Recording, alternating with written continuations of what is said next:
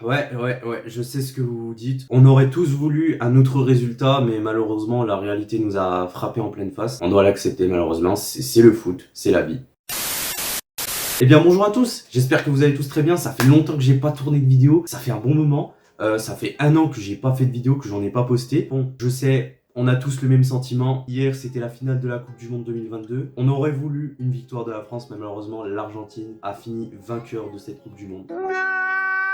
Une Coupe du Monde qui certainement restera dans les annales. Une des meilleures finales auxquelles j'ai assisté, toute compétition confondue. Si ce n'est vraiment la meilleure finale de l'histoire de la Coupe du Monde. C'est une finale vraiment où clairement je suis passé par tous les états. C'était les montagnes russes. Entre déception, joie, larmes de tristesse aussi. Je suis clairement passé par tous les états vraiment hier. C'était un truc de fou. Et je pense que c'était pareil pour vous aussi. Vraiment, cette finale aura, je pense, été vraiment historique. Et c'est clairement pour moi la meilleure parce que on aura vu un Mbappé qui est tout simplement historique et un Lionel Messi juste GOAT ultime. Il n'y a pas de débat. Plus de débat. Messi maintenant, c'est devenu le GOAT ultime. Et en toute honnêteté, les gars, franchement, moi je vous dis, je suis pro Messi, bien sûr. Je suis français avant tout. J'aurais bien voulu, bien sûr, avant tout, une victoire de la France. Et voilà. En tant que français, bien sûr, je suis déçu. Mais en tant qu'amoureux du football, vraiment, je me mentirais à moi-même si je n'étais pas content, quoi. Parce que vraiment, je suis juste content pour Lionel Messi, quoi. Parce que il a gagné le seul trophée qui lui manquait. Et il aura tout gagné maintenant dans sa carrière. C'est juste incroyable, vraiment. On va bien sûr débriefer cette finale de Coupe du Monde, bien sûr, qui restera gravée à jamais dans nos têtes.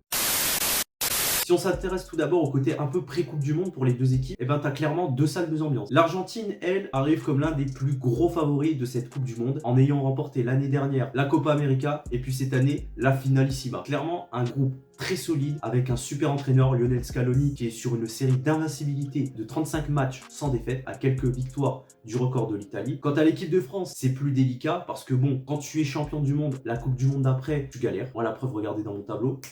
Je voyais l'Argentine gagner, les gars. J'avais prédit la victoire de l'Argentine. Et nous voyez sortir en huitième. Regardez face à qui? Face à l'Argentine. Vaincre cette malédiction du champion du monde. Et surtout, on part avec un sérieux handicap. Déjà avec le marabout de Pogba, mais aussi beaucoup de cadres blessés. Benzema, Kanté, Pogba, Kipembe, Maignan, également Lucas Hernandez, et puis Nkunku également. Et moi, vraiment, je le sentais très mal. Et franchement, en toute honnêteté, sans trop être une grande surprise, la France vraiment m'aura surpris de fou parce qu'ils ont prouvé vraiment qu'ils ont vaincu cette malédiction du champion du monde. Et vraiment, ils ont réussi à aller vraiment dans le dernier carré, à aller jusqu'en finale, même si le résultat en finale n'est pas celui voulu. Ben, franchement, l'équipe de France n'a vraiment pas à se cacher, vraiment parce qu'elle a joué un très grand match hier soir. Vraiment, c'était incroyable. Maintenant, on arrive à la finale de cette Coupe du Monde. Pas mal de pronostiqueurs donnent la France vainqueur. Sachez qu'il faut jamais enterrer l'Argentine et surtout un Lionel Messi qui est juste monstrueux dans cette Coupe du Monde, qui marque presque tous les matchs, qui est décisif à tous les matchs, qui porte son pays, qui avant cette finale avait déjà remporté 4 titres d'homme du match dans cette compétition. Avant la finale, franchement, quand l'arbitre a été désigné, c'est l'arbitre polonais, j'avais beaucoup d'a priori que je me disais, oh putain, peut-être qu'il va favoriser les Argentins. Mais si on regarde la finale de la Coupe du Monde 2018, France-Croatie, l'arbitre est argentin, la Croatie a battu l'Argentine en phase de poule, on a sorti l'Argentine en huitième de finale, suite à un match épique. Au final, l'arbitre a juste été impartial et a vraiment arbitré cette finale à merveille. Donc je me dis, ce sera peut-être la même. Juste avant le match aussi, on peut vérifier les compos des deux équipes. Côté équipe de France, trop de surprise. Upamecano et Rabiot titulaires, c'est très rassurant. Côté argentin, une petite surprise. Di Maria qui a été titulaire, qui n'avait plus été titularisé depuis le match contre l'Arabie Saoudite. Di Maria, quand il est titulaire, quand il le veut, il peut faire très mal. Malheureusement, c'est ce qui va se passer ensuite. Donc là, le match démarre et sans trop de grandes surprises, comme l'a montré l'Argentine jusque-là, mais le bus d'entrée. Clairement, l'Argentine domine sans aucune discussion possible. Ensuite, on arrive à la 23e minute. Di Maria qui passe Dembélé et malheureusement, Dembélé qui fait un contact. Penalty. Oui, je sais, ce penalty est vraiment très polémique. Mais en toute honnêteté, il est plutôt bien sifflé, même si c'est sévère, vraiment, en toute honnêteté. Di Maria, il passe Dembélé. Dembélé, il est battu. Il y a un contact, c'est peut-être léger. Et après, Di Maria qui est déséquilibré. Donc en vrai, c'est peut-être sévère, mais c'est bien arbitré aussi, vraiment. Et en plus, il n'utilise même pas la VAR. Sans trop grande surprise, c'est Lionel Messi qui le frappe. Et connaissant la grosse difficulté de Lloris sur les penalties, et ben sans trop de surprise, ça file au fond. L'Argentine mène logiquement 1-0 suite à ce penalty transformé par Lionel Messi. On va souffrir encore et encore sans rien montrer. Et à la 36e minute, Messi récupère le ballon grâce à un geste magnifique. La passe à McAllister. Et McAllister qui trouve un Di Maria des grandes finales. 2-0 pour l'Argentine. L'Argentine nous met clairement au fond du trou, que ce soit physiquement ou mentalement. Ils avaient même les moyens pour moi, juste avant la mi-temps, de nous mettre un troisième but. Et pour moi, s'ils mettaient le troisième but avant la mi-temps, ils tuaient définitivement le match. Suite, bien sûr, à ce deuxième but, là, Deschamps, coup de poker, il sort Dembélé et Giroud, remplacés par Marcus Thuram et Kolo Muani, qui avait fait une super entrée face au Maroc. Et là, on se dit, mais là, il est fou, il a perdu la tête, notre Dédé. Là, il n'y aura plus ce Giroud, ce numéro 9 qui est aussi percutant dans la surface, qui attire autant les défenseurs. C'est un coup de poker de Deschamps. Soit ça passe, soit ça casse. On rentre à la mi-temps. L'Argentine qui nous a bouffé clairement dans cette première mi-temps. La France, vraiment, c'est... Je dois dire que la première mi-temps de notre équipe de France a juste été honteuse. Mais vraiment honteuse. Regardez, les stats parlent d'elles-mêmes. Pas un tir. Zéro tir. Rien. Pas un seul temps fort. Rien du tout. L'Argentine a logiquement la possession, a été plus réaliste.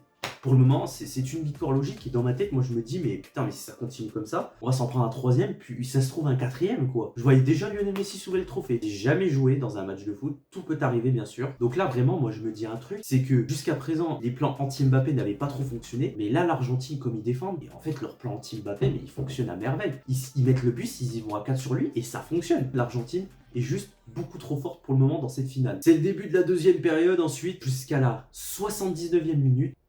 Copier-coller dans le jeu de la première période. On ne montre rien, presque pas un seul temps fort. L'Argentine a la possibilité de nous mettre au fond du groupe, vraiment. Mais heureusement, avec un peu de réussite, ça ne rentre pas. Puis là, 79e minute, Kolo Muani qui pénètre dans la surface. Il est crocheté. Là, je me dis, oh, on a espoir. Je me dis que vraiment, là si on arrive à tout renverser, ce serait vraiment un braquage au vu du match. Parce que vraiment, on n'aura rien montré dans cette finale jusqu'à maintenant. Et là...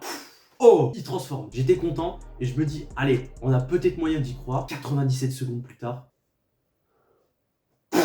Alors là, c'est l'ascenseur émotionnel. Quand j'étais dans le bar, c'est du grand n'importe quoi. Ascenseur émotionnel, en seulement 97 secondes, on s'est remis à égalité. L'Argentine continue à pousser, on continue à pousser aussi, même si quand même l'arbitre aura sifflé quelques fautes pour l'Argentine, vraiment, qui étaient pour moi limite, qui méritaient pas d'être sifflé. 90e minute, fin du temps réglementaire, commence la prolongation. La prolongation démarre, là la France est déjà plus convaincante, elle trouve plus d'espace. L'Argentine qui défend bien aussi. À la 109e minute, occasion pour l'Argentine.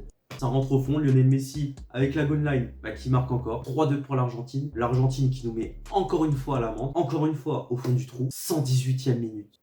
Kylian Mbappé qui s'apprête à le tirer. Et là, c'est l'explosion.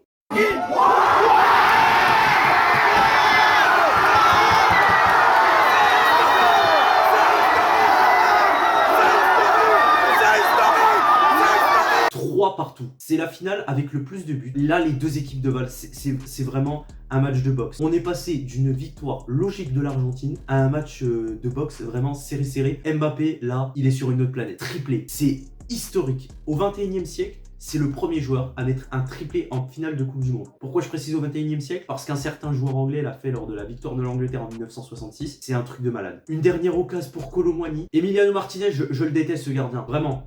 Son comportement, je ne peux pas me le blairer parce que c'est clairement un fumier, on va pas se mentir. Mais son arrêt, il est juste incroyable dans le jeu. Il est juste incroyable, vraiment, c'est un super gardien, j'ai rien à dire. Arrive ensuite la séance de tir au but. Et moi, vous allez me prendre pour un chat noir, vous allez peut-être m'insulter de Messi, mais moi, je ne voyais pas gagner si ça en arrivait au tir au but. Parce que clairement, les tirs au but, c'est notre point faible. C'est clairement notre point faible, c'est surtout le point faible du Lloris. Premier tireur qui s'avance, Mbappé. On a un peu peur pour lui, mais il réussit à transformer, c'est good. Premier penalty pour l'Argentine, pareil, Messi qui s'avance, sans broncher, en surprise, un partout. Coman qui s'avance, moi j'avais pas trop confiance en lui. Raté. Ça avance ensuite Dybala, il la met, alors qu'il venait à peine d'entrer. Ensuite Tchouaméni qui la frappe, moi j'étais assez confiant pour lui, mais malheureusement...